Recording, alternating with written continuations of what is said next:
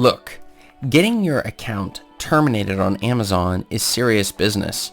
You're going to want to avoid that by becoming familiar with the guidelines on Amazon so that you don't fall into the trap of breaking one of their many, many rules that they have. This is Chris Baird from selfpublishingmadeeasynow.com, where self-publishing doesn't have to be so hard. Well, that's the reason why in today's video we are going to discuss a deep dive into Amazon Kindle self-publishing guidelines for authors in 2023. So let's jump right on into it. So we'll first start with Amazon rules for authors related to contents. Now, the first thing you need to know is the contents that you have, you need to make sure that what you have in the book isn't violating any copyright rules or intellectual property rules when it comes to the content that you're putting in there. In this easiest sense, it has to be either original content or you need to cite your sources that you're using. In addition, the content you're using shouldn't be offensive material like hate speech, pornography, or other types of excessive violence that you would be promoting in your book. You also are not allowed to promote illegal activities like drug use, terrorism, or other subjects like that that could get you in serious trouble. Not only Amazon's not looking to promote this, and I know recently I saw within just the last year they were getting in a little bit of trouble because some of the books that they were allowing on there were pushing some of these topics, and that is a serious problem. Amazon does not want that. You can risk your account getting terminated for violating this specific guideline. In addition, you need to make sure you don't have misleading information or false claims of what your thing is going to do, your book's going to be able to do within the contents of the book. So that's something you're going to need to watch out for. But what about Amazon rules for authors related to covers? Well, there's a couple things there to keep in mind. They should be professional covers, something that's really visually appealing. In addition, you need to make sure that your covers accurately represent the contents of the book. For example, if your book's about puppy training, it shouldn't have a picture of a glass of milk on the cover or something. It needs to be actually related to the topics. Some people found that by putting images that were a little bit controversial on the covers, they could get people to click on the covers as clickbait. But in reality, the contents of the book did not match what you were putting on the cover, and that is a huge no-no when it comes to Amazon. In addition, you need to make sure it doesn't contain any offensive material, the exact same rules that we talked about previously when dealing with the contents of your book. Finally, you need to make sure that your cover is not violating any copyright or intellectual property rights.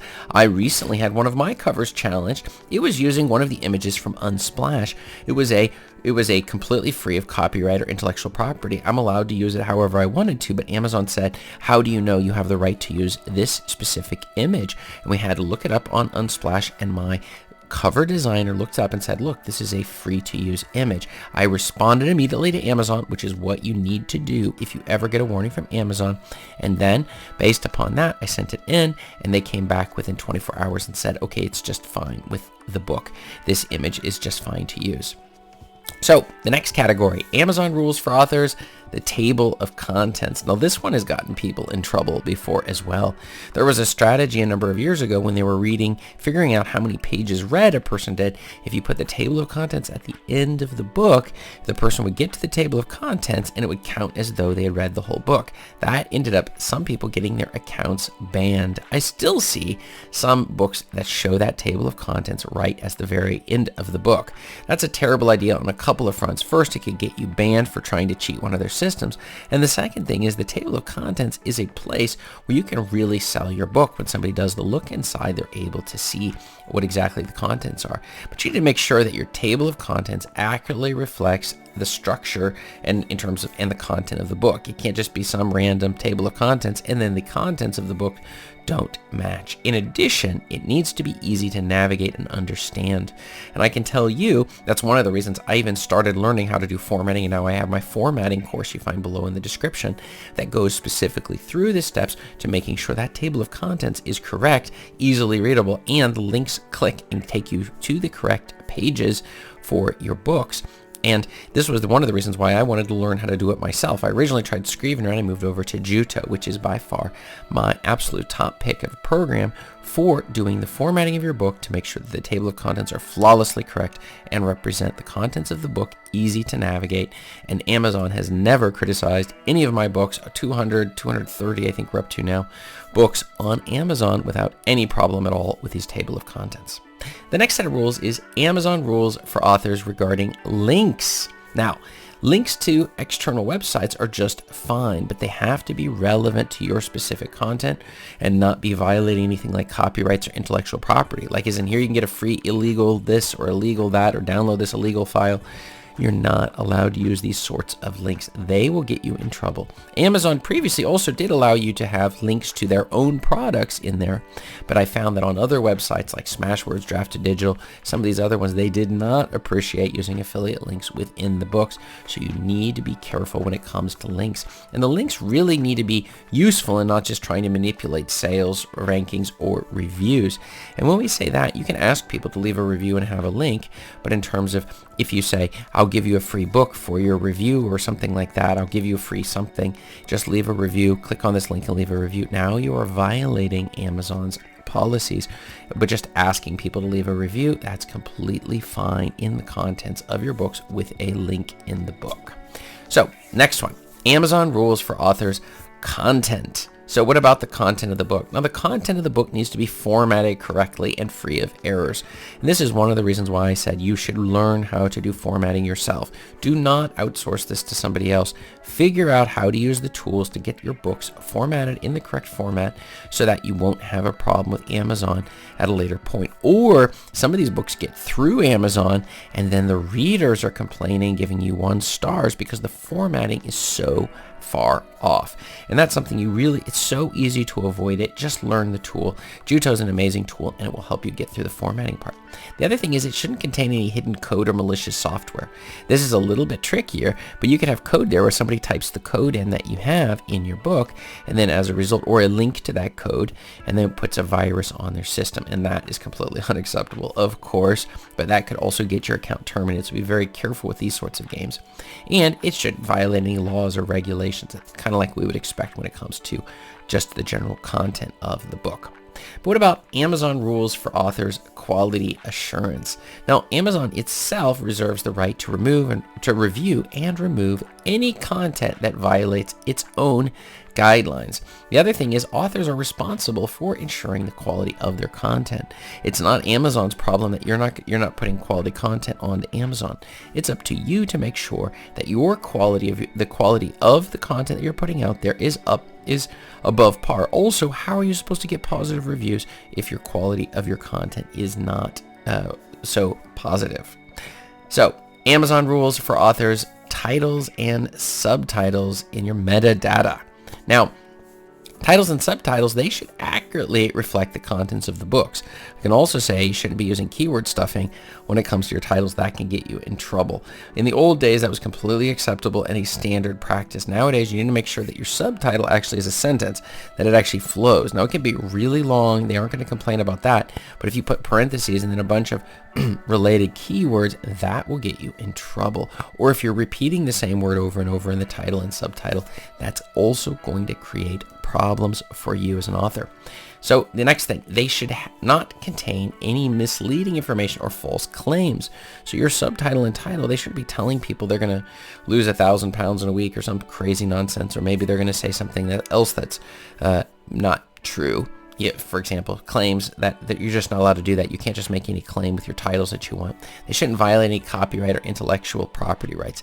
A big important point on this one is make sure you're not using trademark terms. This can get your account banned as well because you don't own the rights to certain keywords. I remember several years ago people were doing, I think it was Instapot or some sort of these ones, and then what was happening was they were getting in trouble because they didn't have permission to use those. So you can say like some sort of a high pressure cooker or something, but Instapot it was a trademark term, and so accounts were getting in trouble for using that exact term. So be very, very careful if you decide to go that route. Just stay away from these terms. They're not going to give you permission to use their trademark terms, so you're just going to have to live with that. Next one. Amazon rules for authors' descriptions in the metadata. Now, the descriptions, they should accurately describe the contents of the book. Of course, that's the whole point of a description, but I would say it should be sales. You should use sales copy, so it should be very engaging, and its goal is not to describe everything in the book, but rather to pull the reader into your story or to make it clear the points you're covering and the problems you're going to solve with your nonfiction book for your nonfiction readers, to make sure they're very clear over that, but doing it in a persuasive way. But it has to actually tie together together to the actual contents of the book.